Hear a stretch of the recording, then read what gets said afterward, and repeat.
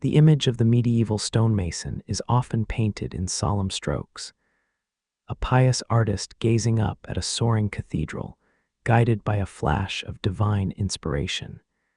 But the true history of this life was not a painting. It was a physical discipline defined by the fine limestone dust that settled deep in the lungs, the profound chill of the pre-dawn mist, and the constant, familiar ache that lived in the bones. Welcome to the Canvas Traveler. Tonight we step past the spectacle of history to find the human texture within it. Here you will not just observe the medieval stonemason. You will feel the immense, grounding weight of the stone and the biting cold of the morning air. It is an exploration of the quiet endurance that built the foundations of an era, one perfectly shaped block at a time. But before the journey continues, a brief pause belongs to the present moment, where simple gestures of support quietly sustain this space and leave small traces of connection across distance and time. These traces linger as attention begins to loosen its hold on the modern world. Screens, clocks, and obligations soften at the edges, their presence slowly fading into the margins of the night. The walls of the room become transparent, dissolving into a thick, clinging mist. The breath slows, deepening in the chest, as the faint hum of the modern world is replaced by a profound and heavy quiet, pierced only by the slow drip of water. The body feels a dampness in the air, a palpable pressure that settles over the world. The year is 1220, and the story begins in the damp, waiting shadow of the great work. A stillness exists before the dawn, a heavy silence that presses down on the world. The air is cold, thick with a damp mist that clings to every surface. You feel a profound chill that has little to do with the temperature of the morning, and more to do with the great weight of the stone that surrounds this place. It is a cold that has seeped deep into the bones. The skin on the arms and the back of the neck tightens against the damp air. A fine, gritty dust, the ghost of yesterday's labor, already coats the hands. It is a pale powder that settles into the lines of the palm, a constant reminder of the material that shapes the days. The body is a landscape, learning the texture of the earth from which it works. A vast structure of bone-white stone rises into the gray, a skeleton against the fading night. Arches stand incomplete, reaching for a sky they cannot yet touch. The mist moves through these empty spaces, softening the hard lines and giving the cathedral the appearance of a dream half remembered. Its scale is immense, a testament to a patience measured not in days, but in lifetimes of steady, focused work. The only sound is the slow, rhythmic drip of condensation falling from high wooden scaffolding onto the packed earth below. Each drop lands with a soft, resonant pat, a lonely percussion in the otherwise absolute quiet.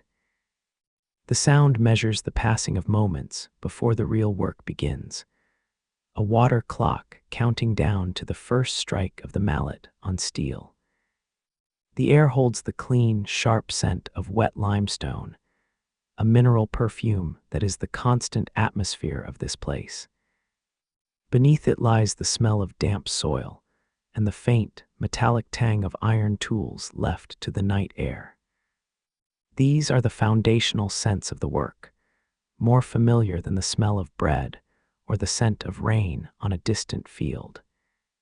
You notice the way the light has no source, a diffuse gray illumination that seems to rise from the ground itself. It robs the world of color, leaving only texture and form. The rough bark of the wooden supports, the chiseled face of a waiting block, the soft mud of the groundall are rendered in shades of shadow and pale light, a world of stark and simple forms. A deep coldness has settled in the joints of the fingers and the knees, a familiar ache that comes with the morning. Movement is slow and deliberate, a conscious effort to conserve warmth and energy for the long hours ahead. The body learns to move with the rhythm of the cold, to accept it as a partner in the slow, unfolding process of the day's labor. Piles of cut stone wait in silent, orderly rows. Their pale surfaces are slick with morning dew, each one a universe of potential and resistance. These blocks are the central fact of this world, solid, ancient, and unyielding. They hold a deep and patient stillness, waiting for the hands and the tools that will give them a new and lasting purpose. You feel the weight of the silence, a presence as real and as heavy as the stone itself. It is a working quiet, filled with the unspoken knowledge of the craft. It holds the memory of every block set, every line made true. It is a silence that does not need to be broken, for it contains the instructions, the standards, and the solemn respect for the task.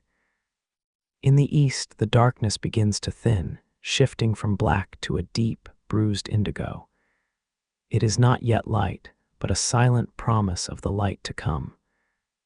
This subtle change in the sky signals a turning point, the slow awakening of the world and the stirring of the body toward the day. The great stone structure catches this first hint of change, its highest points turning a shade paler.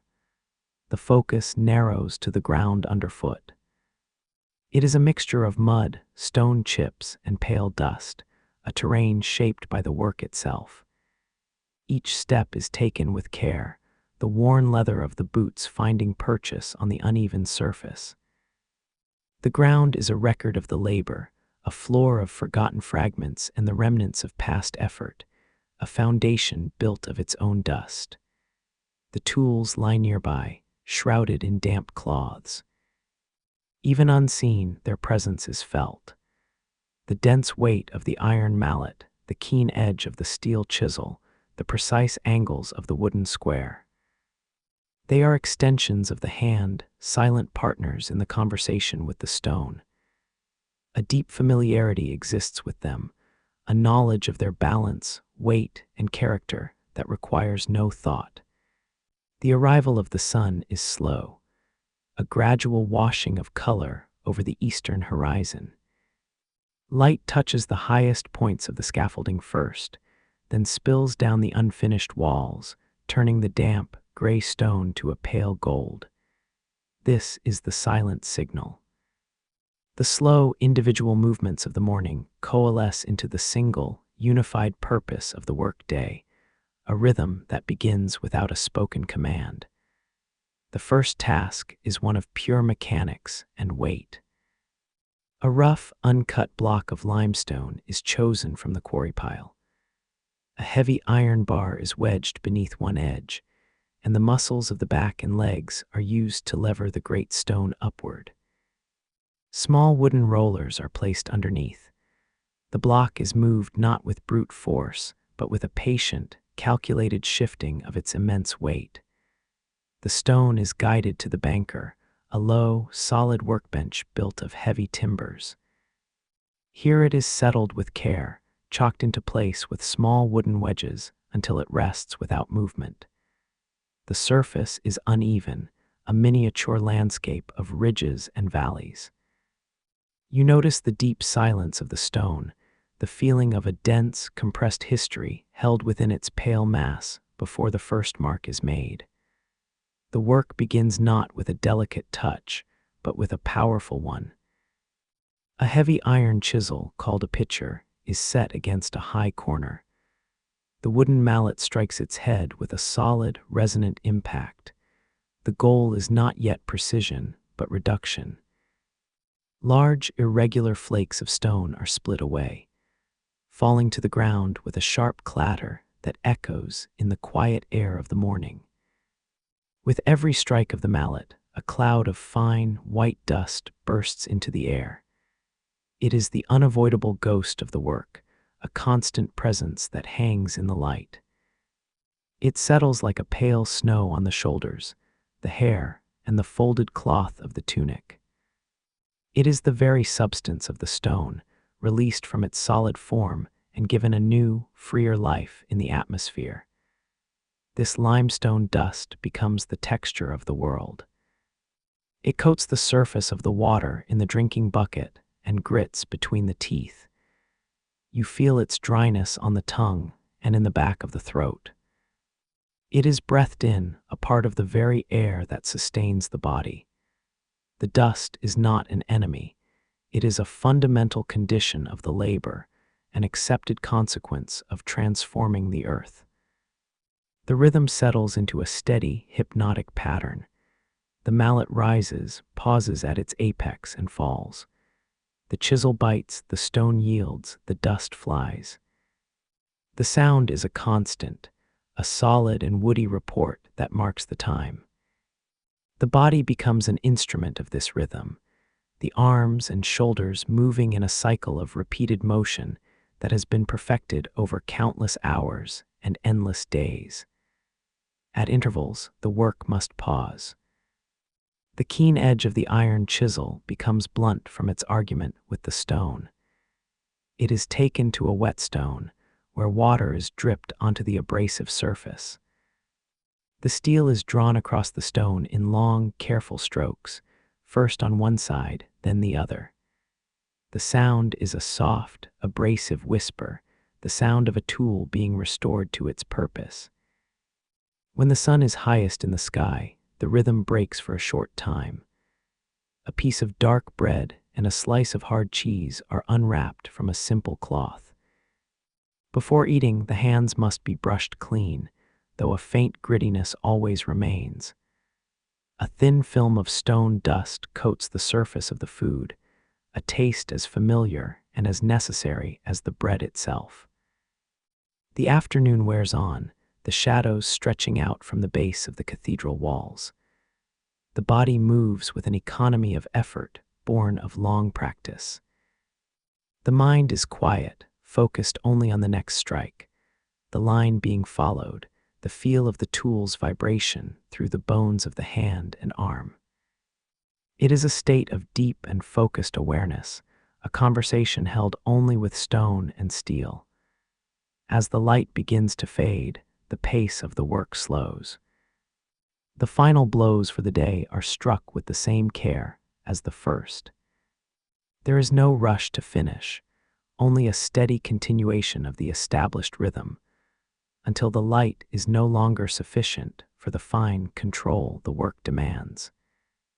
The tools are then gently set down, their work concluded for another day. The day ends with a quiet ritual of maintenance. The stone dust is swept from the workbench with a brush of stiff animal hair. The chisels are wiped clean with an old rag to protect them from the night's dampness. The unfinished block is covered with a heavy, damp cloth. These final, gentle actions are a mark of respect for the materials and the tools. The master mason moves through the yard like a change in the weather. There is no announcement, only a subtle shift in the atmosphere, a focusing of the collective attention. The steady rhythm of mallets may falter for a half-beat before resuming, a quiet acknowledgement of the presence that oversees all. His authority is not in words, but in a heavy silence that demands perfection from the air itself. He carries a long wooden rod, marked with precise lines that correspond to the cathedral's grand design. This is the law made physical. It is the absolute measure against which all work is judged. When he pauses beside a banker, the rod is laid against the dressed stone, and in that silent comparison lies the entirety of the judgment. The work is either true or it is not. There is no middle ground. A block that fails this test is not a cause for anger, but for a quiet, profound sense of waste. It represents days of labor undone, a piece of the earth shaped with great effort, now rendered useless. The stone is rolled away to a growing pile of rejects, a silent testament to the unforgiving nature of geometry. The cost is measured in time, a currency more valuable than any coin. The plans for the great structure are not documented on fragile animal skin, but are held in the mind of the master mason. They are a complex architecture of memory and vision, a cathedral built of thought before a single stone was ever laid. To question this vision is to question gravity, to argue with the rising of the sun. It is an absolute, a reality as solid as the foundation itself. You feel a constant, low-grade tension that is not fear, but a deep and abiding respect for the material. The limestone itself has its own rules. A careless strike can send a crack racing through the block, ruining weeks of patient effort.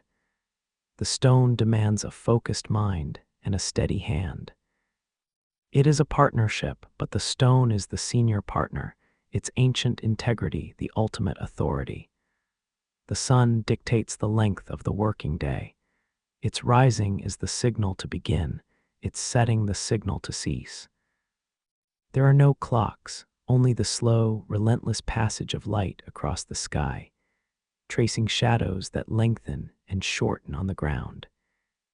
This celestial clock is the ultimate ruler of the day's rhythm, a silent and impartial master of the labor, its authority unquestioned. Water is another silent law. A bucket of it sits by the banker, used to dampen the stone and control the dust. But its scarcity is a constant, unspoken reality. Every drop is carried from a distant well, a heavy burden at the beginning and end of each day. To spill the water is to waste not just a resource, but the immense effort required to bring it here. The relationships between the workers are governed by a silent code of space and respect. Each mason works within the invisible boundaries of a personal territory defined by the reach of the arms. Tools are never borrowed without a silent gesture of permission. It is a community of solitary efforts, a shared purpose that requires little interaction beyond a mutual understanding of the demanding, focused nature of the craft. You notice the way the body itself becomes a living rule book. The muscles learn the precise amount of force needed for each type of cut. The eyes learn to see the subtle flaws in the stone before the chisel ever touches it. This knowledge is not taught in words, but is absorbed through the skin, through the hands, through the ache in the back, becoming an intuitive part of the self. The great cathedral itself is the final authority. Its immense, upward-striving design pulls all effort toward a single, unified purpose. Every block, every cut, every measurement is in service to this one great idea. To work here is to submit to that idea, to become a small, essential part of something that will long outlast the hands that are now giving it form. A shift in the wind carries the first true scent of winter. It is a crisp, metallic smell, distinct from the damp earth of autumn. The air loses its softness, gaining a biting clarity that stings the nose and throat. This change is not a surprise, but a known and expected arrival, a turning of the great wheel that governs the construction. The sky deepens into a harder, colder blue. You feel the change in the stone itself. The limestone, usually cool to the touch, now holds a penetrating chill that seeps through the leather of the gloves.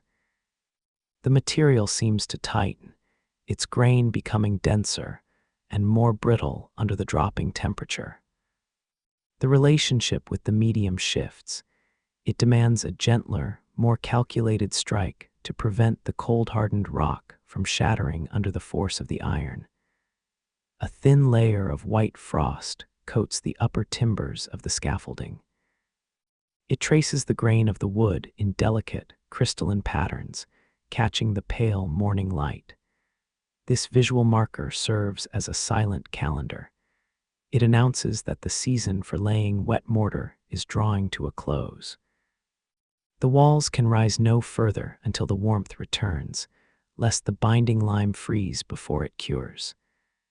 The silence of the yard is broken by the heavy, rhythmic creaking of a timber cart approaching from the quarry road. The sound is low and grinding, speaking of an immense burden. The wheels churn through the stiffening mud, carrying a load that has been waited for since the high summer. This arrival marks the final significant task of the building year, a punctuation mark before the winter rest. A single, massive block of fine-grained stone rests on the cart bed. It is a pale, flawless cream color, free of the veins and pockets that mar lesser pieces. The quarrymen have cut it oversized, leaving ample room for the carver's reduction. Its sheer mass commands the attention of the yard.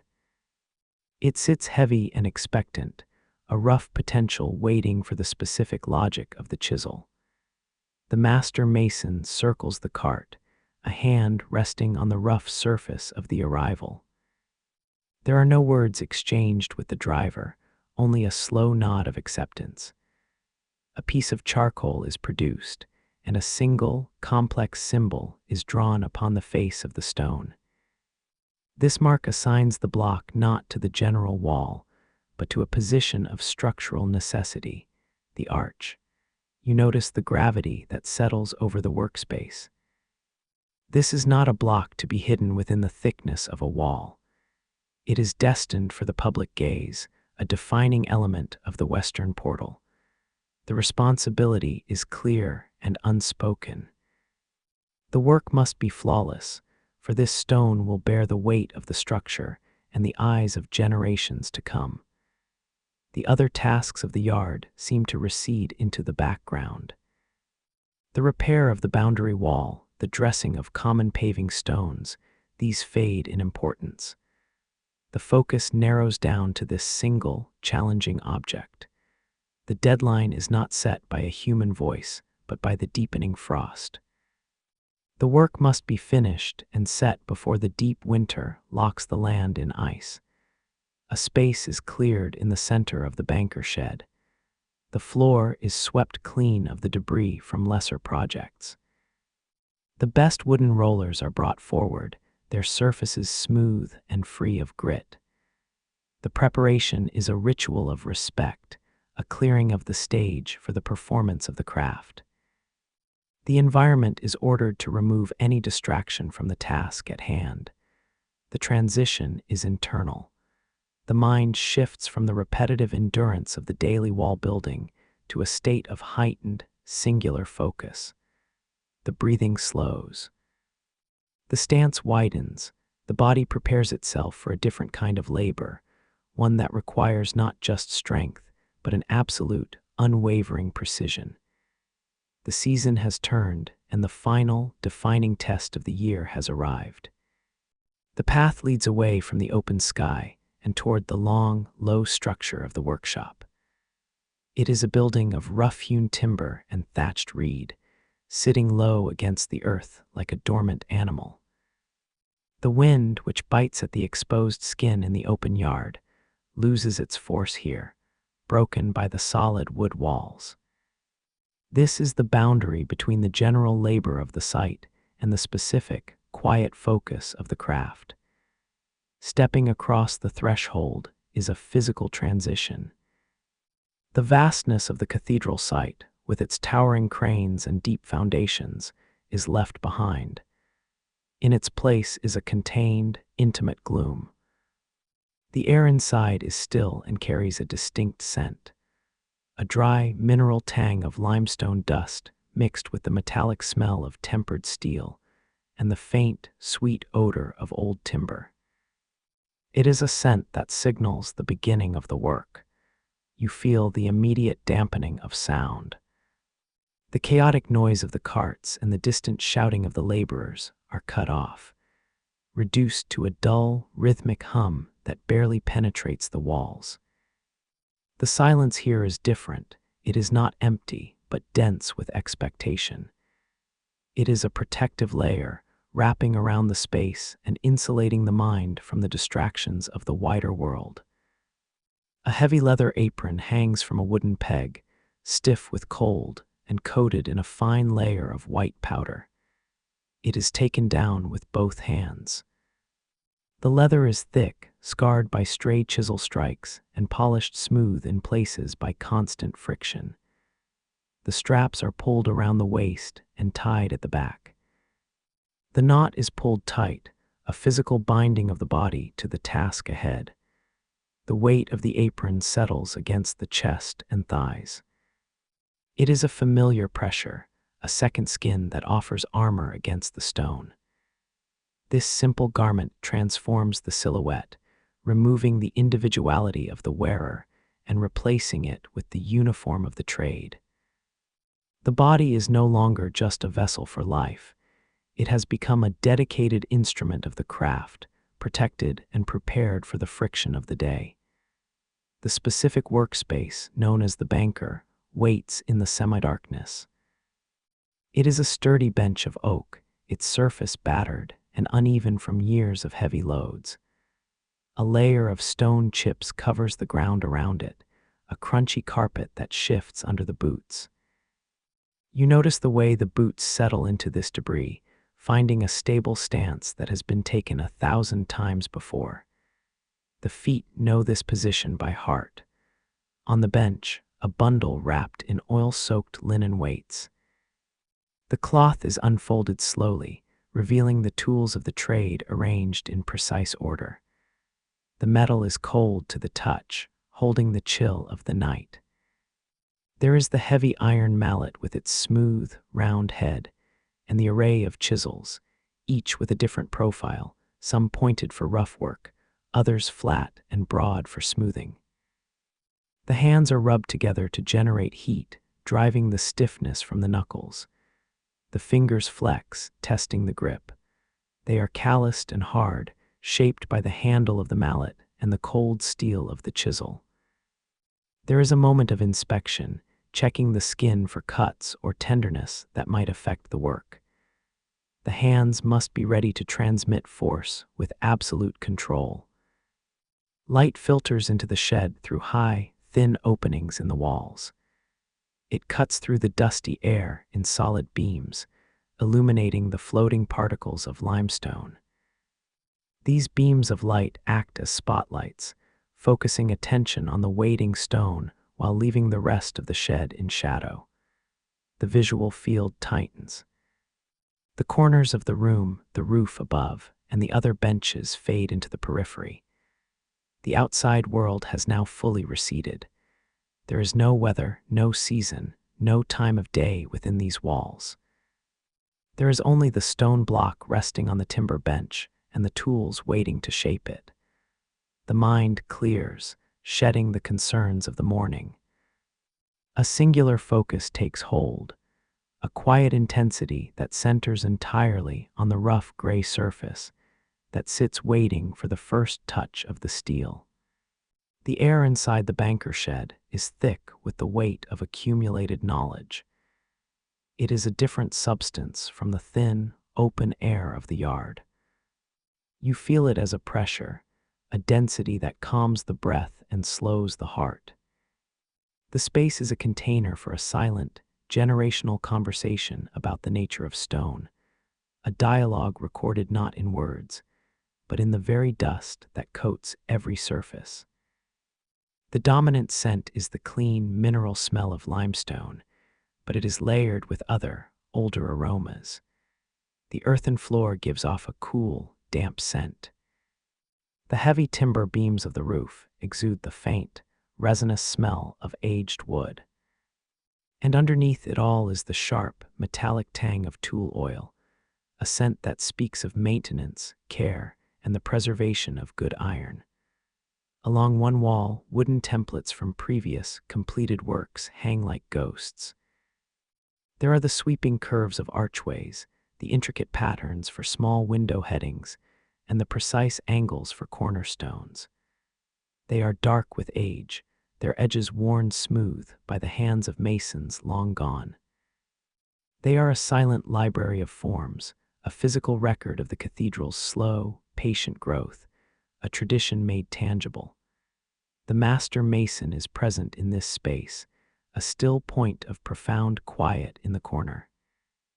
He works on a small, complex piece of stone, perhaps a decorative boss or a section of tracery. His movements are economical and precise, each tap of the mallet a perfectly judged note in a silent composition. There is no wasted energy, no hesitation. To watch the hands is to receive a lesson in pure, focused efficiency. You notice the way the sound behaves in this enclosed space. The sharp crack of a chisel striking stone does not dissipate into the open air, but echoes for a brief moment, the sound contained and reflected by the timber walls. It creates an intimate acoustic environment where every small sound, the scrape of a tool, the slide of a stone chip across the banker, is amplified and given significance. The light itself seems to be a part of the tradition. The pale, filtered shafts that pierce the gloom have illuminated this same kind of work for years. They fall on the same kinds of tools, the same kind of stone, and the same kind of focused human attention. The light is a silent witness that connects this moment to all the moments of craft that have come before it in this very place. At one point, a heavy hand rests on the shoulder, demanding a halt. The master mason stands beside the banker, his presence a heavy weight of experience. A finger, its tip calloused and white with stone dust, points to the line being cut. It traces a slightly different path, a subtle correction to the angle of the curve. The guidance is delivered without a single word, a pure transmission of knowledge. The pressure of the hand lifts, and the master mason moves back to his own work. The rhythm of his mallet resumes, a steady and reassuring beat. The silent instruction hangs in the air, a clear and precise image held in the mind. The work is resumed, the chisel now following the new, truer line. There is no feeling of failure, only a sense of gratitude for the shared, protective wisdom of the craft. You feel the profound inheritance of the space. The deep grooves on the surface of the main banker were not made by one person, but by the work of many. Each scar in the wood is a memory of a block that is now part of the great cathedral wall. To work here is to place the hands where other hands have worked, to join a long, unbroken line of artisans stretching back to the first foundation stone. This shed is a sanctuary dedicated to the mastery of a single material. It is a place where the chaotic, unpredictable world is shut out, and the universe is reduced to the simple, honest relationship between the hand, the tool, and the stone. The weight of tradition is not a burden, but an anchor, a deep and stable foundation that allows for the creation of something true and lasting. The core of the craft is not a set of documented rules, but a physical language of endurance and control. It is a silent code, mastered through observation and tireless repetition. The master mason is the living embodiment of this code, his every action a lesson. The fundamental principle is patience. The stone cannot be forced. It must be persuaded, flake by flake, to reveal the form that lies dormant within. The mallet is not held in a tight, rigid grip. The wooden handle rests lightly in the palm, the fingers loose around it. This allows the weight of the mallet head to do the work, creating a consistent, controlled impact with minimal effort from the arm. It is a technique designed for longevity, a rhythm that can be sustained from the first light of dawn until the last light fades. You notice the way the chisel is positioned. It is never held perfectly perpendicular to the stone. A slight angle is always maintained, allowing the cutting edge to shear away the material rather than pulverize it. The angle changes constantly, a series of minute adjustments guided by the feel of the stone's resistance transmitted through the steel shaft. It is a conversation conducted by touch, not by sight alone. The gaze is not fixed on the point of impact. Instead, the eyes focus on the line just ahead of the cut. This forward vision anticipates the path of the tool, ensuring the curve remains smooth and the straight line true. The work is always happening in the future, with the hands executing what the eyes have already seen. It is a state of proactive focus, not reactive correction. A crucial part of the code is the management of energy. The master mason works in a steady, unbroken rhythm, but he also takes deliberate pauses. After a period of intense, focused cutting, the tools are set down. A slow walk is taken around the banker. The stone is observed from different angles. This is not rest, it is a strategic retreat, a way to maintain perspective and prevent the fatigue that leads to error. The breath is a silent partner in the work. It is slow and deep, synchronized with the rise and fall of the mallet. A steady exhalation accompanies the strike, a calm inhalation marks the recovery. This measured breathing keeps the body stable and the mind clear. It transforms the repetitive, physical labor into a form of moving meditation, a discipline of the body that quiets the chatter of the mind. Sound is used as a diagnostic tool. A true solid strike produces a clear, ringing tone. A dull thud indicates a potential flaw within the stone, a hidden fracture that could compromise the entire block. The ears are as important as the eyes and hands, constantly listening to the voice of the stone, interpreting its responses to the persuasion of the chisel. The craft is a full-body sensory experience. Waste material is not simply discarded. The small stone chips and dust are meticulously swept from the banker's surface at regular intervals with a soft brush made of animal hair. This is a matter of respect for the workspace, but it also serves a practical purpose. A clean surface prevents the tool from slipping on loose debris and allows for a clear view of the guiding lines marked on the stone. You feel the importance of stillness. Before a particularly difficult cut is made, a moment of absolute immobility is observed. The chisel is placed on the stone, the mallet is held aloft, and everything pauses. In this silent moment, the final calculation of force and angle is made. It is a gathering of intent, a final confirmation of the mind's instruction to the hand before the irreversible action is taken. The code extends to the care of the tools. At the end of the day, the chisel blades are not just wiped clean. They are inspected for any nicks or dullness. A whetstone slick with oil is used to restore the keen edge to each one. This is not a chore, but a final act of respect for the instruments that make the work possible. A sharp tool is an extension of a clear mind. Ultimately, the code to be mastered is one of profound humility. It is the acceptance that the stone is ancient, powerful, and has the final say. The mason is not a conqueror, but a servant to the material and to the grand design. The endurance required is not just physical, but mental. The endurance to work slowly, to listen patiently, and to subordinate the self to the silent, unyielding laws of the craft. The banker's shed is a world unto itself, a simple structure of heavy, unfinished timber and earth.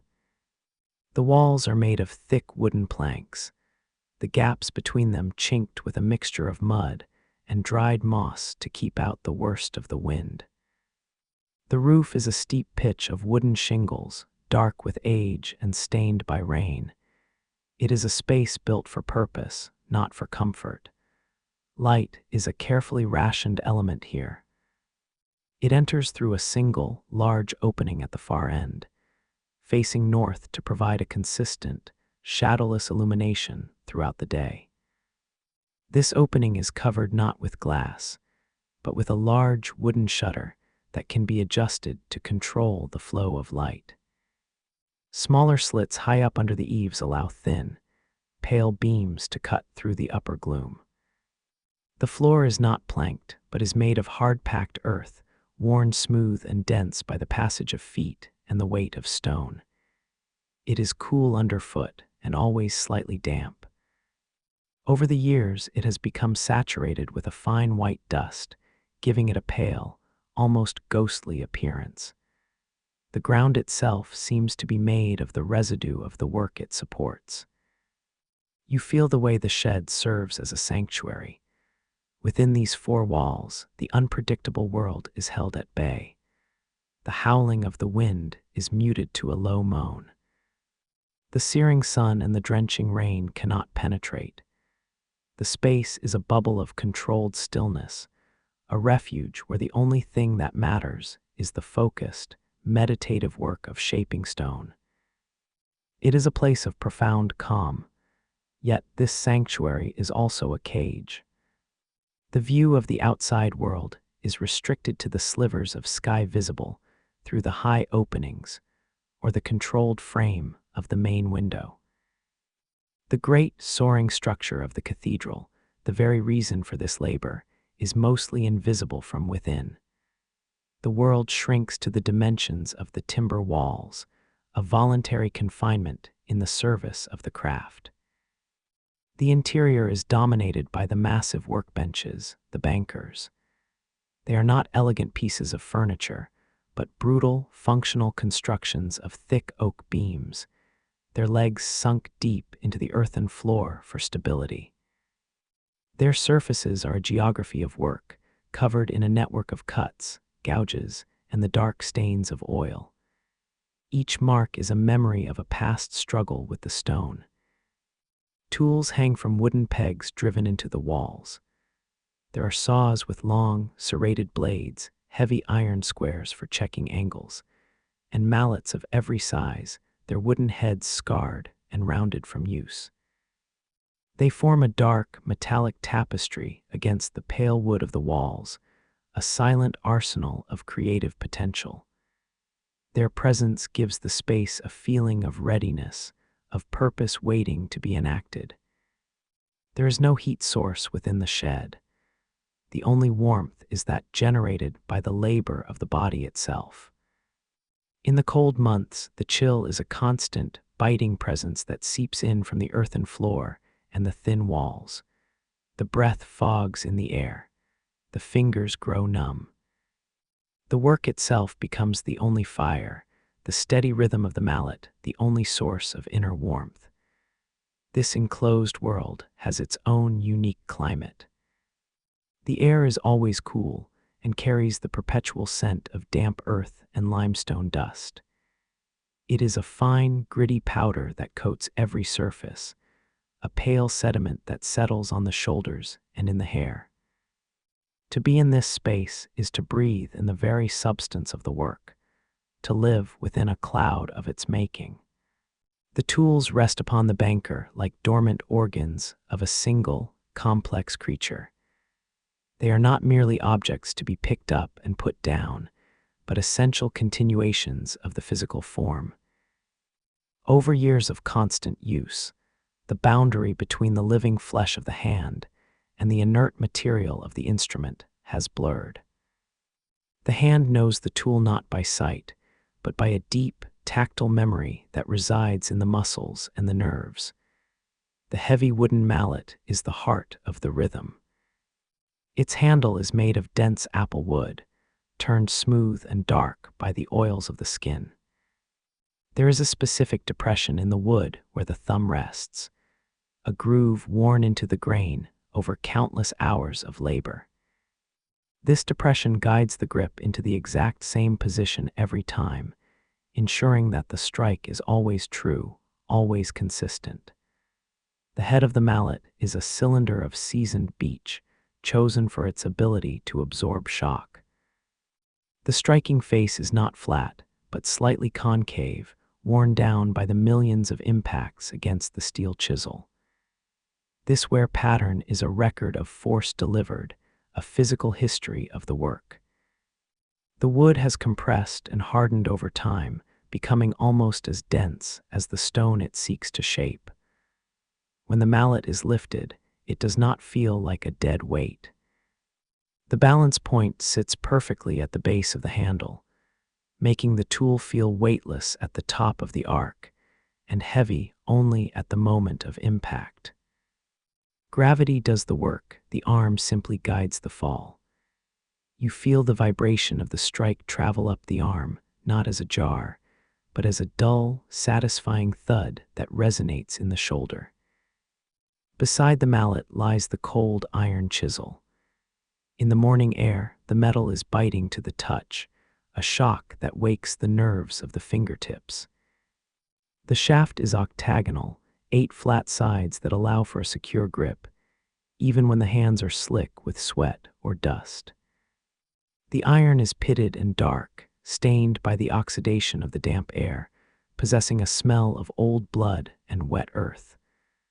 The top of the chisel, the end that receives the blow, is mushroomed over. The metal has curled outward, folding back on itself like the petals of a steel flower. This deformation is the result of the relentless pounding of the mallet. It is a violent beauty, a testament to the sheer amount of force that has been channeled through this slender bar of metal to split the rock. The business end of the chisel is a different matter entirely. Here, the steel is tempered to a silvery hardness. The edge is maintained with obsessive care, ground to a precise angle that allows it to bite into the limestone without shattering. It does not crush the stone, it wedges it apart. The edge seeks the natural weakness in the calcite, exploiting the stone's own structure to effect the change. When the chisel engages the stone, it acts as a sensory probe. The vibration that travels back through the steel shaft tells the hand everything it needs to know about the material. A clean, high-pitched ring indicates solid, healthy stone. A dull, low vibration warns of a hidden crack or a soft pocket. The tool translates the mute language of the geology into a sensation the body can understand. To measure the work, the wooden square is employed. It is constructed of 2 pieces of seasoned oak, joined at a perfect right angle. The wood is pale and unfinished, keeping it free of oil that might stain the porous limestone. It is light and delicate compared to the heavy percussion tools, an instrument of judgment rather than force. Its authority is absolute. The stone is either true to the square or it is not. The inner edge of the square is reinforced with a thin strip of brass to prevent wear. When this brass edge is placed against the dressed surface of the block, the eye looks for light. If a sliver of daylight is visible between the tool and the stone, the surface is not yet flat. The tool is a rigorous standard, a physical manifestation of the geometry that governs the cathedral's design. You notice the interaction between the tools. The mallet strikes the chisel shapes the stone, the square checks the work. It is a cycle of action and verification. The tools are partners in this dance, each playing a specific role. They are swapped in and out of the hand with a fluidity that requires no conscious thought, the fingers instinctively finding the balance point of each one. Maintenance is a ritual that closes the day.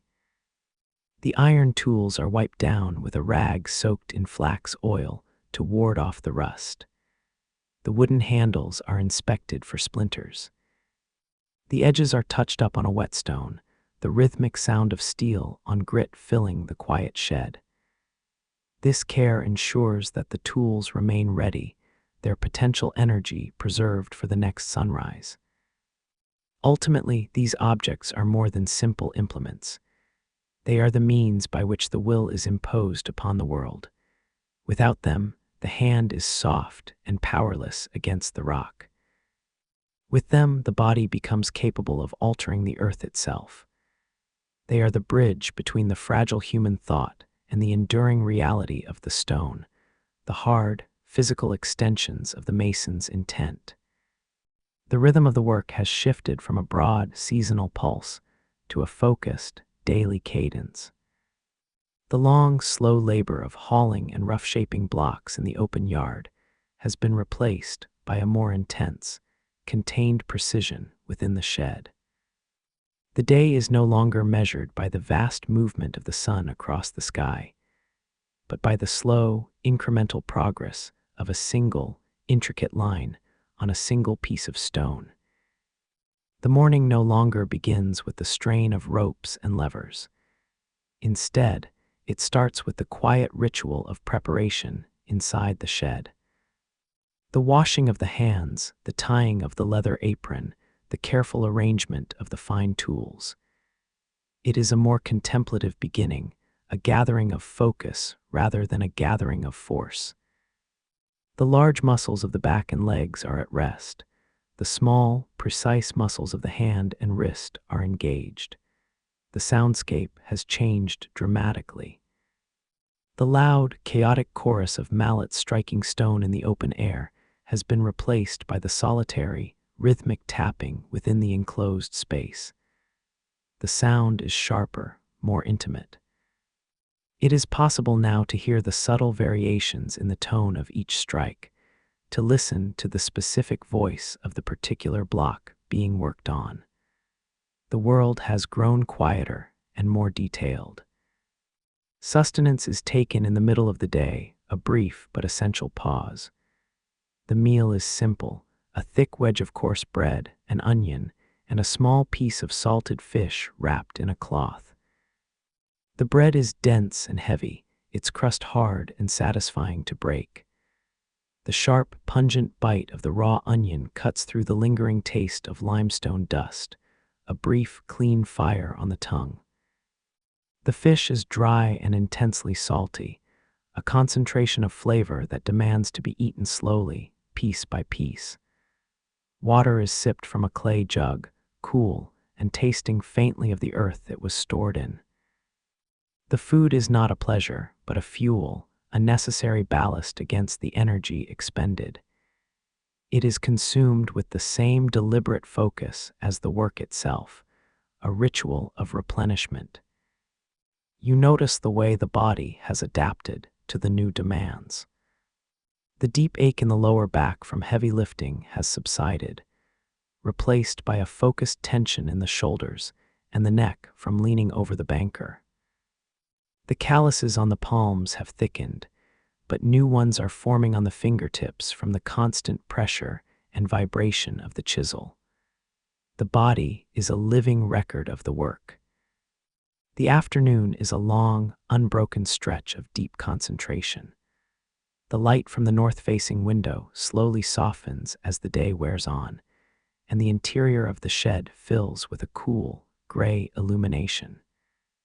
This is the time of greatest focus, when the mind and the body are fully warmed to the task, and the rhythm of the work is as steady and natural as breathing. There is no clock to mark the end of the day, only the failing of the light. When the guiding lines on the stone become difficult to distinguish, the tools are laid down. The transition is not abrupt, but a gradual winding down. The final act is to gently sweep the day's dust and chips from the stone's surface with a soft brush, revealing the progress made, a few inches of a new, perfect curve. The evening meal is warmer, a thick stew of root vegetables and grains, eaten by the light of a flickering fire. The warmth of the food and the heat of the flames is a comfort, a slow unknotting of the day's tension. There is no conversation, only the quiet sounds of eating and the crackle of the fire. The day's work is over, and the body and mind are given over to a profound, bone-deep weariness.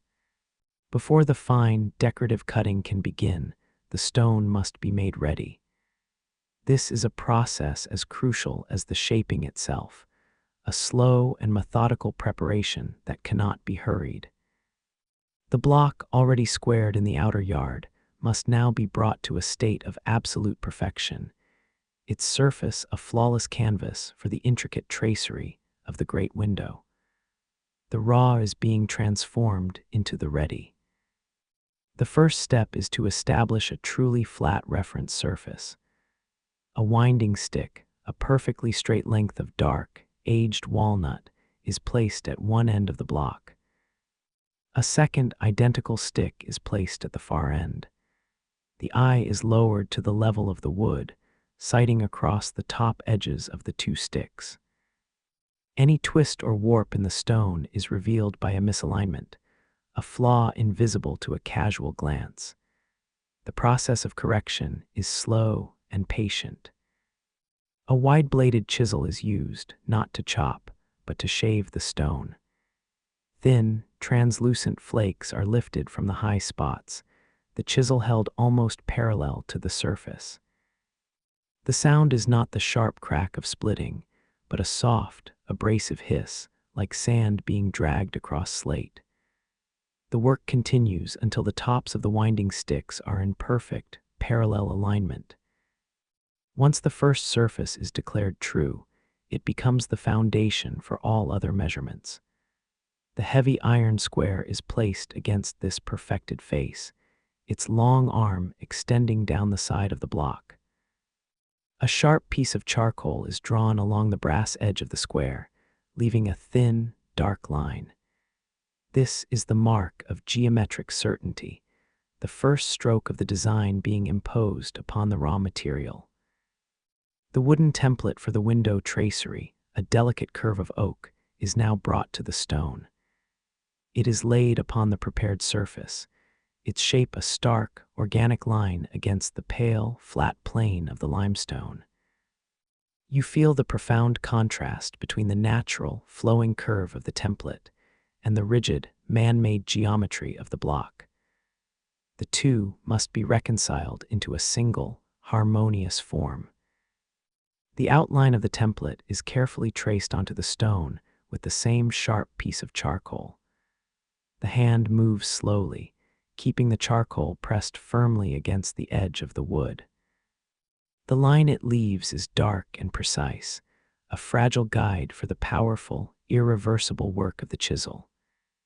This act of drawing is a moment of quiet commitment, the final step before the permanent removal of material begins. The stone is then dampened with a cloth soaked in clean water. The water darkens the limestone to a dull gray and serves two purposes. It keeps the dust from rising into the air, and it provides a clearer visual contrast for the cutting.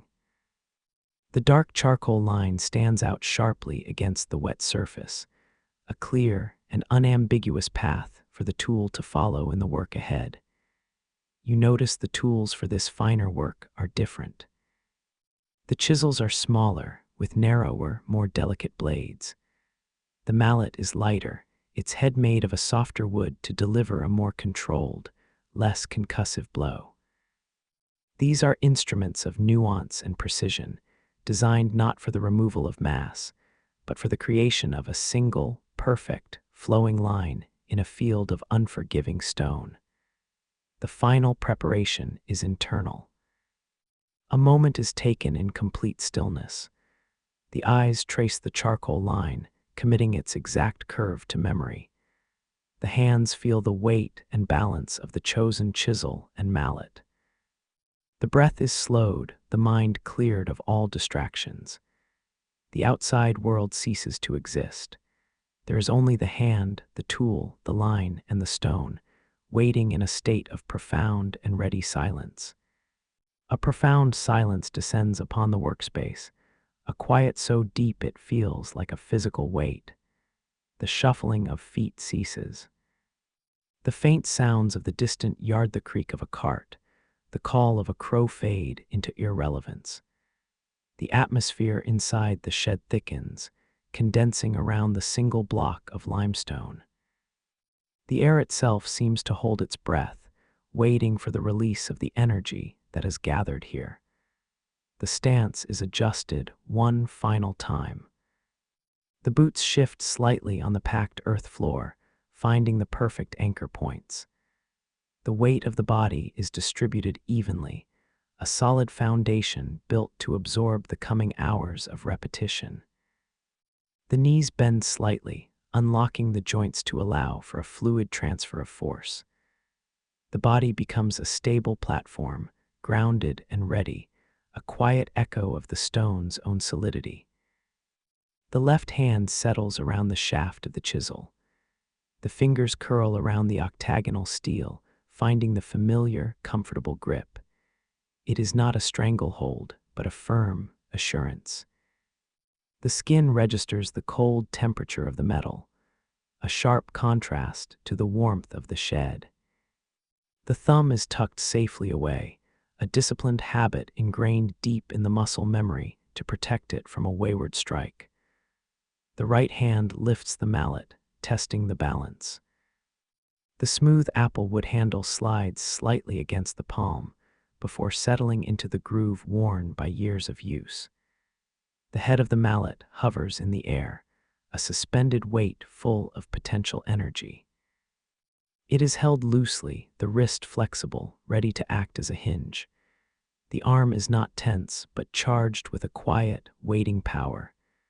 The eyes narrow, excluding the rest of the world. The periphery blurs the walls of the shed, the other tools, the scattered dust, all of it dissolves into a gray haze. The visual field contracts until it contains only the tip of the chisel and the dark charcoal line drawn on the pale stone. This line is the only reality that matters now, the singular boundary between the rough and the finished. You feel the breath slow down, becoming deep and rhythmic. A long inhalation expands the chest, filling the lungs with the cool, dusty air. The breath is held for a heartbeat at the top of the cycle, a moment of suspension where time seems to stop. This is the internal metronome setting the tempo, calming the pulse, and aligning the mind with the stillness of the stone. The tip of the chisel is placed gently against the surface of the limestone. It does not dig in yet, it merely rests there, a steel finger pointing the way. The angle is checked and rechecked. A micro-adjustment of the wrist tilts the steel a fraction of a degree to the right. The geometry must be perfect. The tool is no longer a separate object, but a sensory bridge between the intent and the material. The mind projects the action forward. Before the muscle even twitches, the cut is already made in the imagination. The trajectory of the mallet, the angle of the impact, the size of the flake that will detach. It is all visualized with absolute clarity. This mental rehearsal is the true beginning of the work. The physical action is merely the body catching up to where the mind has already gone. A tension builds in the air, a static charge accumulating between the hammer and the steel. It is not a nervous tension, but a focused readiness, like an arrow drawn back against the bowstring. The potential for creation is compressed into this single, silent instant. The stone waits, indifferent and ancient. The hand waits, poised and capable. The will to shape the earth is gathered into a single point. You notice the absolute stillness of the dust motes dancing in the shaft of light. They hang suspended in the air, undisturbed by any movement. The silence is total. The heartbeat is felt as a slow, steady thud in the ears. The gap between the intention and the act is closed. The calibration is complete. The world is steady. The tool is true. The moment has arrived. The first strike is delivered. It is not a blow of immense force, but a light, exploratory tap. The wooden mallet connects with the head of the chisel, producing a sharp, clear note that rings in the still air of the shed. A tiny chip of limestone, no bigger than a fingernail, detaches from the block and falls to the banker. The silence is broken. The long conversation with the stone has begun. The rhythm finds itself almost at once. The mallet rises and falls in a steady, metronomic beat. The chisel is advanced a fraction of an inch after each strike. its keen edge following the dark charcoal curve. A small, continuous cascade of stone fragments begins to accumulate at the base of the cut. The work settles into a state of hypnotic repetition, a perfect union of intention and action. You feel the world outside the shed dissolve completely. The distant sounds of the cathedral yard, the feeling of the autumn chill, the awareness of time passing, all of it recedes into a silent, gray fog. The universe shrinks to the space between the eyes and the hands. The senses heighten, but they are focused inward, on the intimate, sensory loop of the work itself. The eyes watch the charcoal line, but they also see the subtle changes in the texture of the stone as the chisel exposes new layers. The ears listen to the pitch of each impact, alert for any change that might signal a flaw in the material. The hands feel the vibration of the tool, a constant stream of tactile information about the stone's density and resistance. It is a state of total sensory immersion. The chisel becomes an extension of the nervous system. The fine tremors of the limestone are transmitted up the steel shaft and into the bones of the arm, where they are decoded by a deep, intuitive knowledge. A patch of harder stone requires a slight increase in force.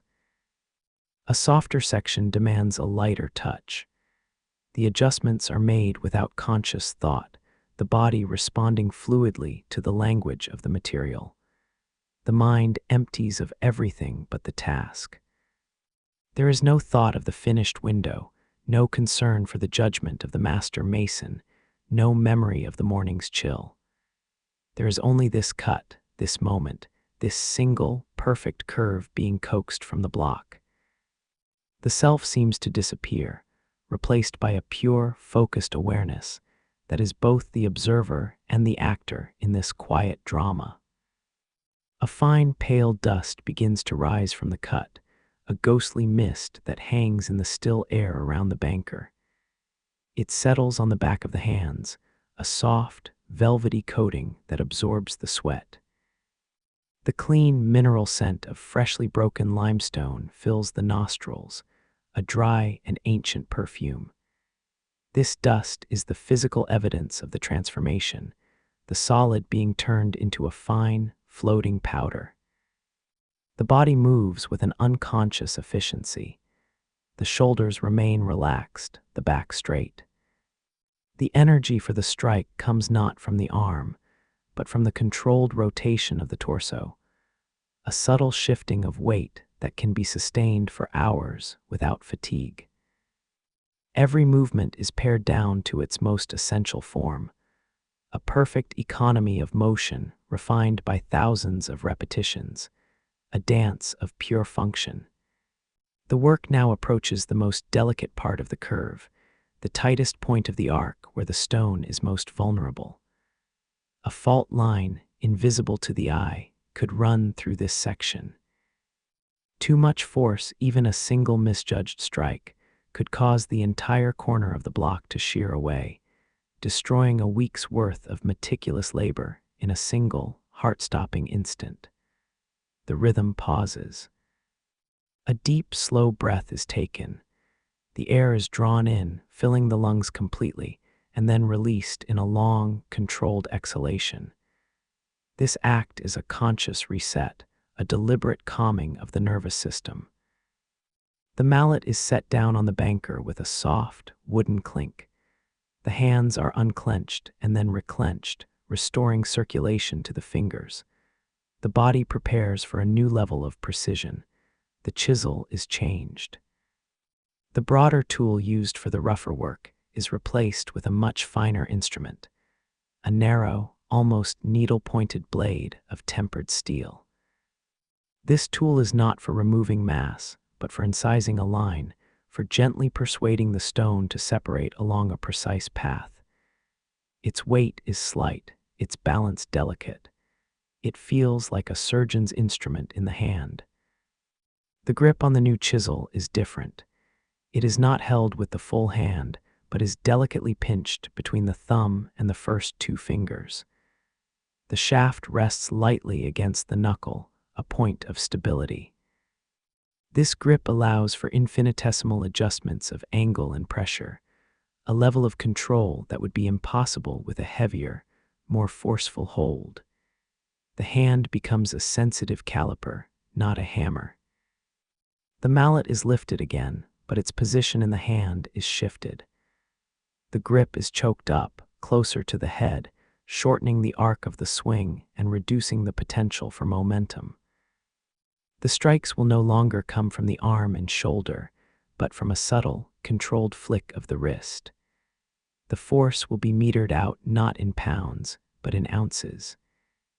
You feel the world shrink to a space no larger than a coin. The point of the chisel rests on the charcoal line. The breath is held. The first tap is almost silent, a sound no louder than a key striking a lock. A tiny puff of white dust, like a miniature explosion, is the only evidence of the impact.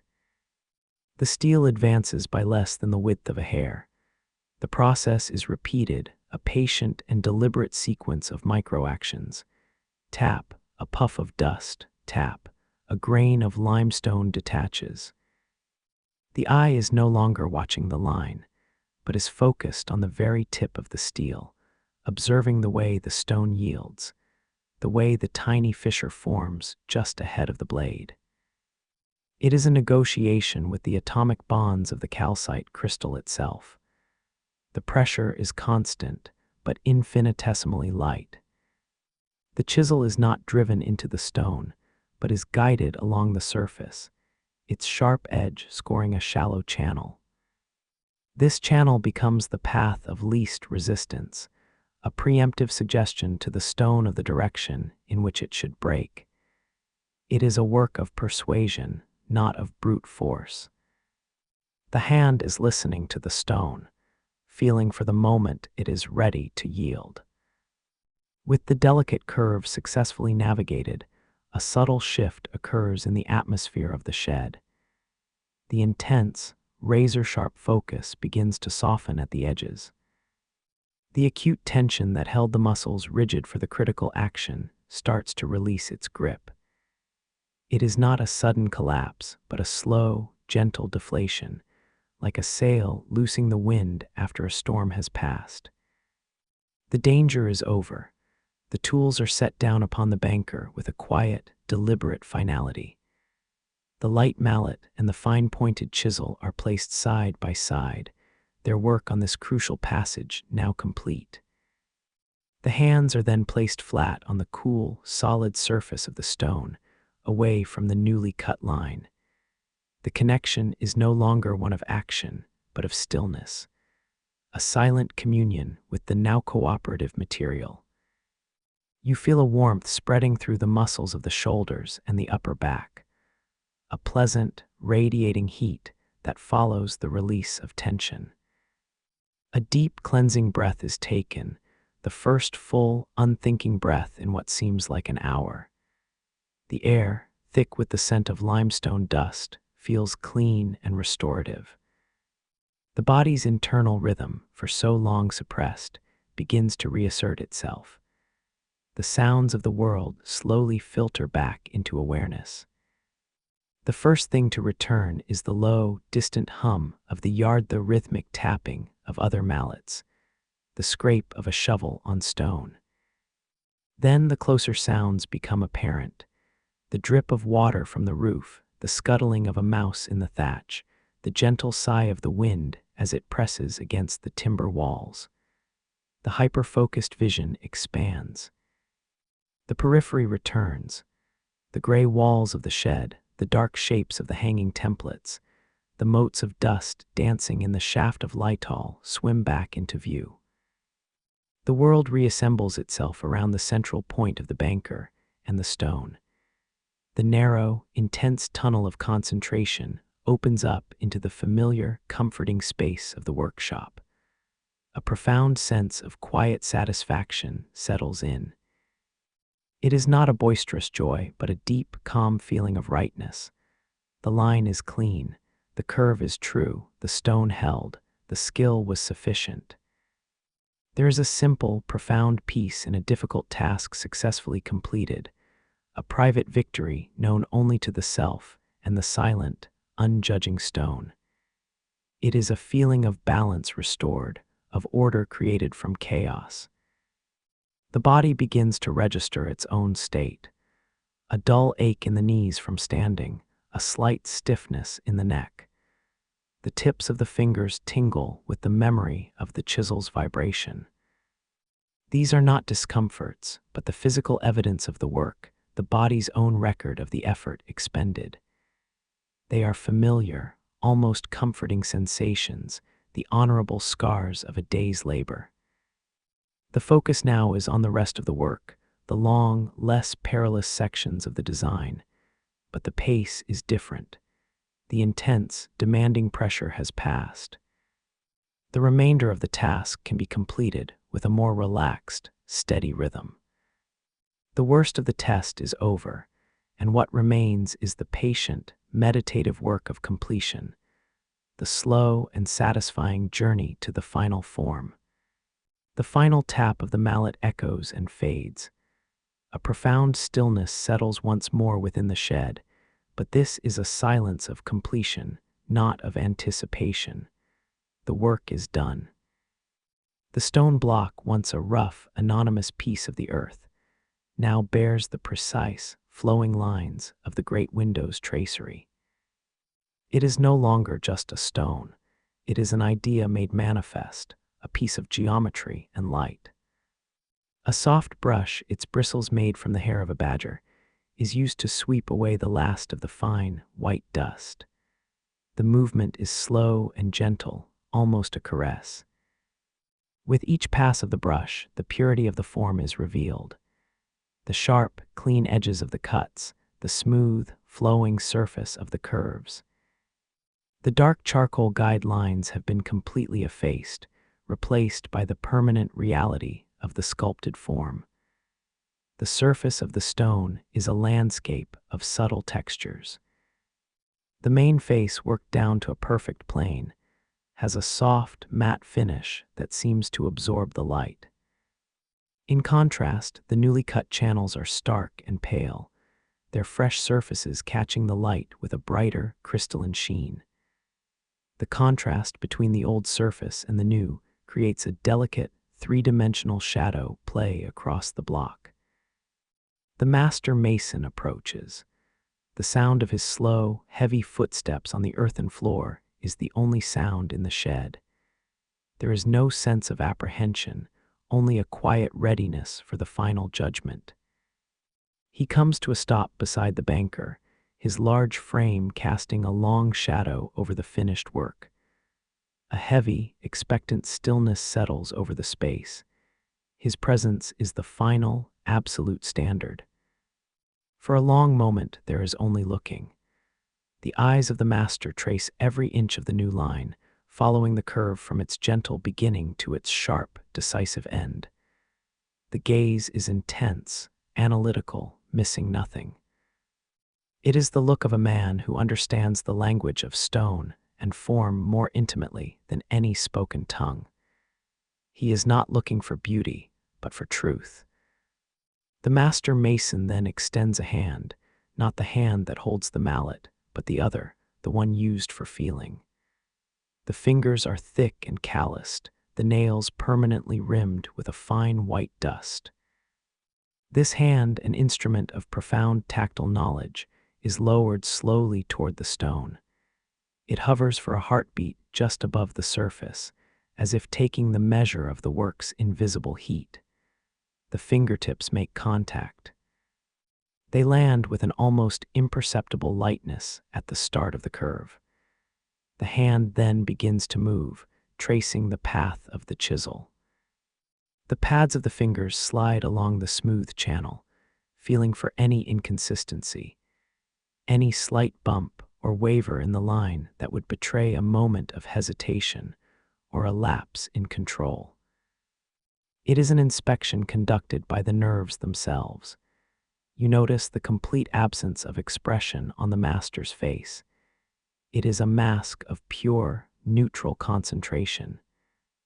The judgment will not be revealed in a smile or a frown.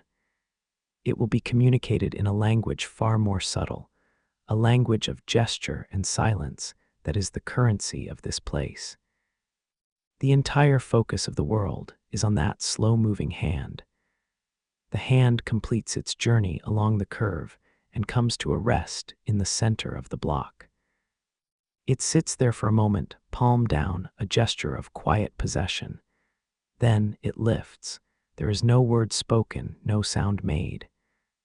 But as the master mason turns to walk away, a simple, almost imperceptible nod is given. A slight downward tilt of the head. That single, small movement is the entirety of the reward. It is more powerful than any shouted praise, more valuable than any coin. It is a silent acknowledgement of a standard met, a confirmation that the work is true. It is a gesture of inclusion, a quiet statement that this piece of stone is now worthy of taking its place in the great, evolving puzzle of the cathedral wall. The boon is not this gesture, but the object itself. The block sits on the banker, a testament of perfect, silent utility. It is a physical thought, a problem solved in limestone. Its existence is the real reward, a small piece of permanence wrested from the stubborn, chaotic world. It will now outlast the hands that made it, a quiet contribution to a beauty that will be seen by generations, yet unborn. You feel a profound sense of peace settle deep in the bones. The internal pressure of the task, the anxiety of the critical moment, the long hours of focused effort, all of it has resolved into this single, solid object. The work has passed from the ephemeral realm of effort and intention into the lasting world of physical fact. The cycle is complete. The standard has been met. The door to the banker shed is pulled shut, and the heavy iron latch is dropped into place. The sound is a final, decisive note that ends the working day. Stepping out into the evening air, the temperature has dropped, but the cold is no longer a challenge to be fought. It is a refreshing embrace, a sharp, clean contrast to the stagnant, dust-filled air of the workspace. The lungs expand, drinking in the scent of damp grass and wood smoke. The walk to the communal hall is taken at a slow, unhurried pace.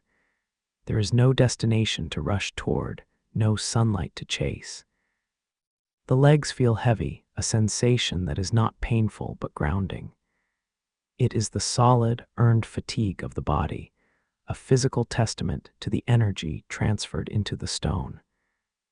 You feel the ground underfoot, not as a path to labor, but as the floor of a world now at rest. The entrance to the washing room is veiled in a thick, rising steam. The air here is warm and humid, carrying the scent of heated water and soft soap. The noise of the outside world is dampened by the moisture in the air. A stone basin waits, filled with water that has been heated over a fire. The surface of the water is still, a mirror waiting to be broken by the hands of the mason. The hands are submerged. The heat is intense, a shocking but welcome sensation that penetrates deep into the joints of the fingers and the wrists. The stiffness accumulated over hours of gripping, the chisel begins to dissolve. The water turns a cloudy gray as the limestone dust, the constant companion of the day, is finally released from the skin. It swirls away, a physical shedding of the work and its demands. A rough cloth and a block of tallow soap are used to scrub the arms and the neck. The texture of the cloth is abrasive, stimulating the blood flow in the tired muscles. The smell of the soap is simple and clean, an earthy scent that replaces the mineral odor of the quarry. This act of cleaning is a ritual of separation, a washing away of the identity of the worker to reveal the person beneath. A large linen towel, warmed by the nearby hearth, is used to dry the skin. The fabric is coarse and absorbent, creating a friction that brings a flush of heat to the surface of the body. The damp working clothes, stiff with dust and sweat, are exchanged for a tunic of soft, worn wool. The dry fabric feels light and loose against the skin, a luxury of texture that signals the beginning of true comfort. Entering the main hall, a wall of warmth greets the face. The great central hearth is roaring, the flames casting a dancing, golden light across the room. The shadows are long and soft, flickering on the timber walls. The air is rich with the smell of roasting meat, baked bread, and dried herbs. It is a primal atmosphere of safety and sustenance, a place designed for the replenishment of the vital forces. A spot is found on a bench near the fire. The wood of the seat is smooth and polished by years of use. The body sinks onto it, the weight finally taken off the feet. You notice the way the spine relaxes, the tension in the lower back unspooling like a coiled rope. The support of the bench and the table is absolute, allowing the muscles to surrender their constant vigilance against gravity. A heavy clay mug is placed on the table. It is filled with dark ale, the liquid cool and capped with a thick, creamy foam. The first sip is a revelation. The bitterness of the hops, the sweetness of the malt, the cool temperature against the throat. It is a sensory shock that wakes the palate. The liquid travels down, a cooling stream that seems to settle the dust in the throat. A wooden bowl is filled with a thick, dark stew.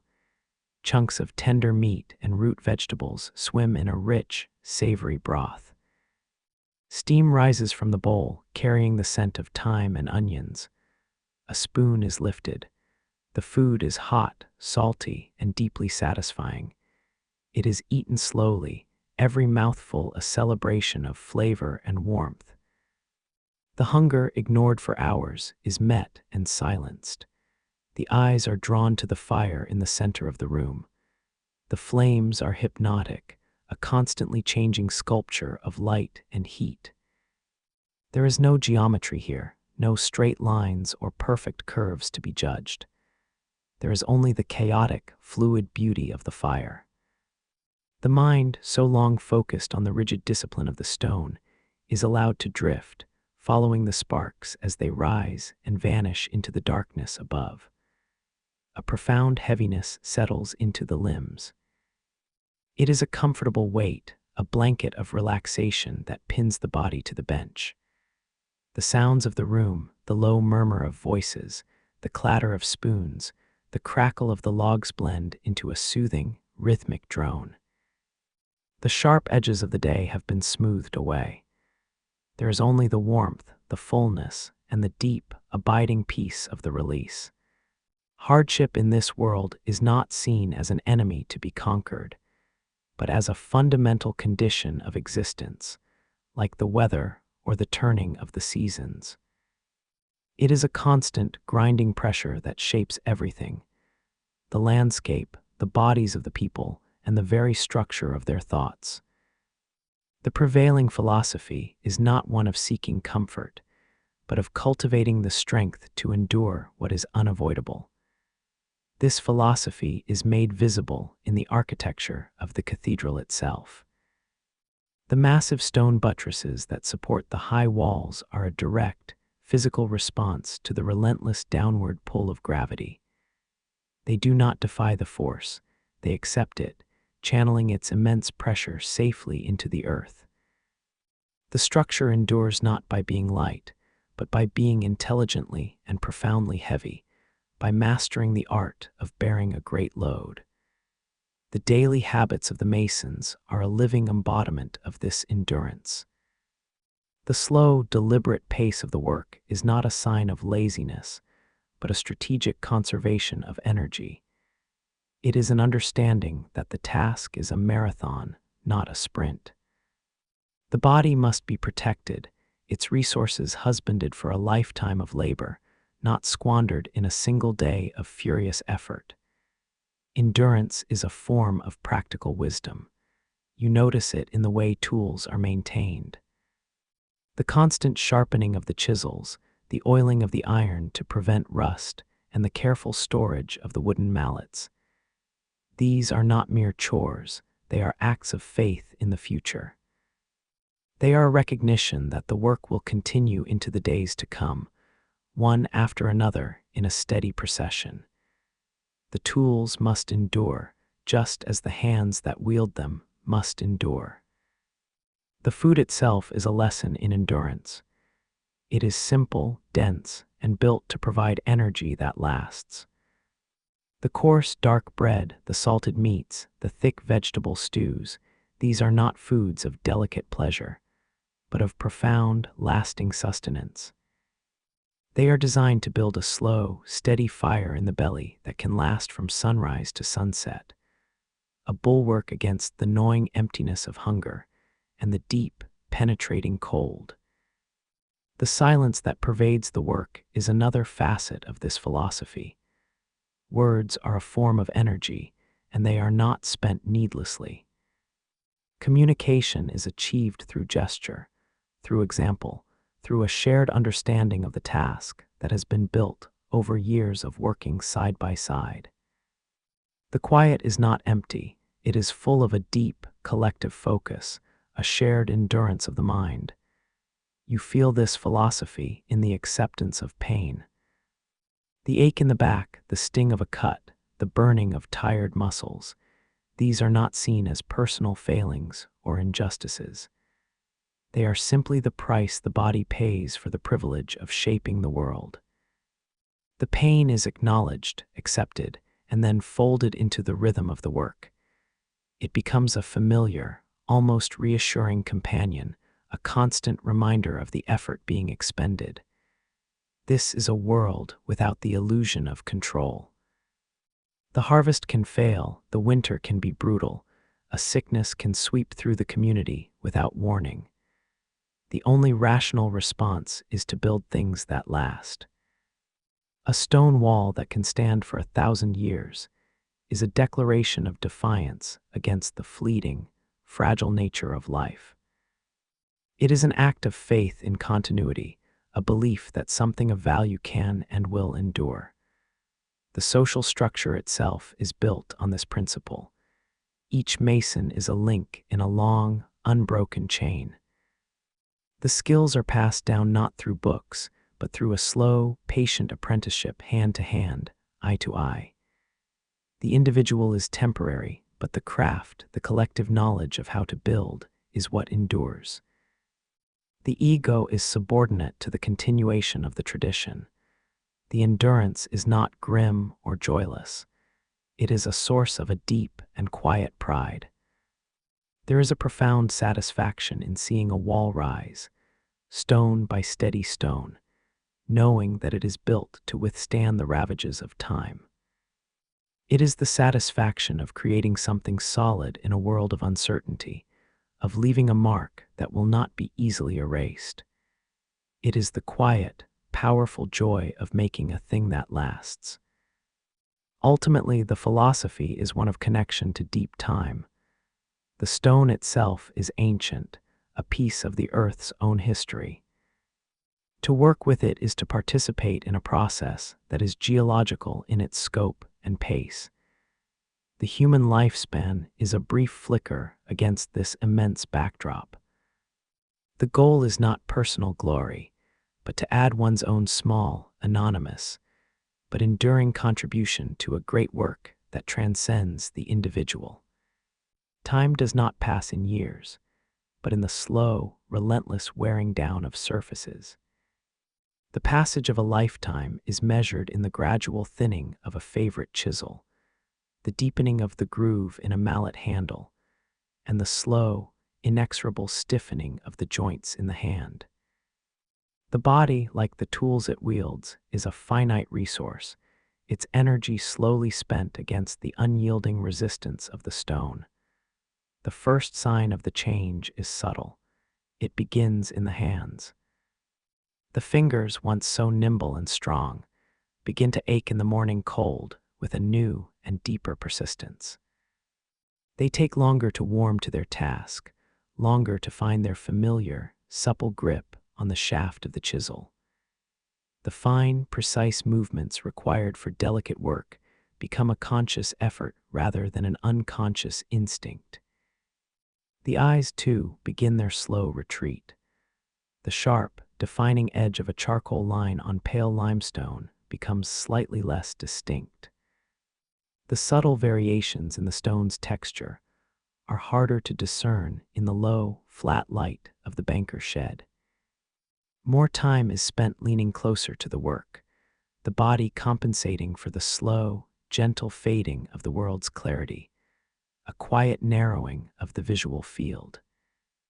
You notice the weight of the tools seems to increase over time. The heavy mallet, once an extension of the arm, now feels like a separate, heavier object. Lifting it for the 1,000th time in a day requires a small but significant act of will. The rhythm of the work slows, not from a lack of skill, but from a simple, honest depletion of physical force. The body's fire burns a little lower. The work itself changes. The complex, demanding task of cutting the tracery is passed to younger hands, hands with the steadiness and sharpness of sight the work requires. The labor becomes simpler, less glorious, but no less necessary. The focus shifts to the dressing of the simpler ashlar blocks, a task that relies more on the old, deep knowledge of the stone's character than on the fine motor skills of the hand. The tools themselves become a record of this long, slow fading. A favorite chisel, sharpened day after day for decades, has been worn down to a short, stubby remnant of its former self. The steel has been slowly ground away on the whetstone, a physical metaphor for the life it has served. It is still a good tool, but its own working life is drawing to a close. There comes a morning when the effort of rising from the straw mattress is too great. The deep ache in the back and the joints is no longer a familiar companion, but an insurmountable wall. The body, after a lifetime of service, finally demands its rest. It is not a dramatic event, but a quiet, final surrender to the gravity that has pulled on it for so long. The days are now spent sitting on a bench in the sun, just outside the chaotic energy of the main yard. The hands, now gnarled and stiff, rest in the lap. They are a landscape of a life's work, the knuckles swollen, the skin as tough as old leather, the fingernails thick and yellowed. They are no longer instruments of creation, but silent, resting monuments to a lifetime of labor. The soundscape of the yard becomes a kind of music. The sharp, percussive ring of the chisels, the rhythmic thud of the mallets, the shouts of the foremen, these are the familiar sounds of a world that is continuing on, as it must. There is no sadness in this, only a sense of profound peace, the peace of a runner who has completed a long and difficult race. You feel the sun on the face, a simple, direct warmth that is no longer just a precursor to a day of hard labor. It is a pleasure in and of itself. The focus shifts from the demands of the future to the simple, sensory reality of the present moment. The taste of the bread, the feel of the breeze, the sight of the great cathedral wall, now a little higher than it was yesterday. The fading is not an ending, but a transformation. The energy once poured into the stone is now turned inward. The memories of the work, the feel of the tools, the satisfaction of a perfect cut, these are the new materials to be shaped. The body is at rest, but the mind is still at work, slowly and patiently putting the pieces of a long life in order. A young apprentice, his own hands still soft and uncalloused, will occasionally bring a tool to the bench. He will not ask for a lesson in words, but will simply watch as the old hands take the tool, feel its balance, and run a thumb over its edge. A slight adjustment of the grip, A slow, deliberate nod. This is the final, silent transmission of the craft, a quiet passing of the torch. Centuries pass like single heartbeats. The noise of the era fades into a deep and resonant hum, and then into silence. The names of the builders, the memory of the struggle, the feeling of the cold, all of it dissolves into the great, quiet stream of time. The body, with its aches and its endurance, returns to the earth from which it came. But the stone remains. It holds its shape against the slow erosion of the ages. The cathedral stands, no longer a skeleton of ambition, but a completed vessel of light and shadow. The walls have darkened with the smoke of 1,000 years of candles and the slow patination of time. The air inside is cool and still, heavy with the scent of old stone, beeswax, and a faint, floral trace of incense. It is a place of profound and unshakable quiet, a sanctuary built to outlast the world that made it. High up on the western wall, light pours through the great rose window. It is a kaleidoscope of deep blues, blood reds, and brilliant golds, a celestial geometry that paints the floor below with slow-moving patterns of color. The light that passes through is ancient and new at the same time, the same sun that warmed the hands of the builders, now illuminating their finished work for a different, distant age. Within the intricate web of the window's stone tracery, a single, perfect curve can be found. It is one small part of a much larger design, an anonymous contribution to a vast and complex whole. To a passing glance, it is unremarkable, simply another piece of the pattern. But to a focused eye, it reveals the ghost of the hand that shaped it. The line is not cold or mechanical. It is alive with a subtle, human warmth. You notice the way the light catches the edge of this specific curve. It reveals the faint, almost invisible marks of the chisel, a series of tiny, parallel lines that are the faint, fossilized record of the mallet's rhythm. These are not flaws. They are the faint, silent echo of the energy that was expended here. They are the signature of the craft, a testament to the fact that this form was not molded, but persuaded from the rock. A hand from a new time, soft and uncalloused, reaches out and touches the stone. The surface is cool and impossibly smooth. It is a coolness that has been stored for centuries, a deep, geological chill that seems to draw the heat from the fingertips. The smoothness is a testament to the patient, abrasive work of the fine-bladed chisel, a perfection that has not been diminished by the passage of 1,000 winters. You feel the solidity of the object, its absolute and uncompromising presence. It does not yield to the pressure of the hand. It is a piece of the earth's own skeleton, given a new and more refined form, but retaining its essential, ancient nature. It holds within its crystalline structure the memory of the immense pressure that created it, both the geological pressure of its birth and the human pressure of its shaping. The sound of the world outside the cathedral walls, the distant hum of machines, the faint cry of a siren is completely absent here. The thickness of the stone walls creates a pocket of deep, profound silence. The only sound is the almost imperceptible whisper of air currents moving through the vast, open space. The stone does not hear, it simply is. It endures, it rests, the light shifts. The sun moves across the sky, and the angle of illumination changes. The shadow cast by the curve deepens, giving it a new sense of definition and weight. The object is not static. It is in a slow, constant dialogue with the light, its form revealed and concealed by the turning of the earth.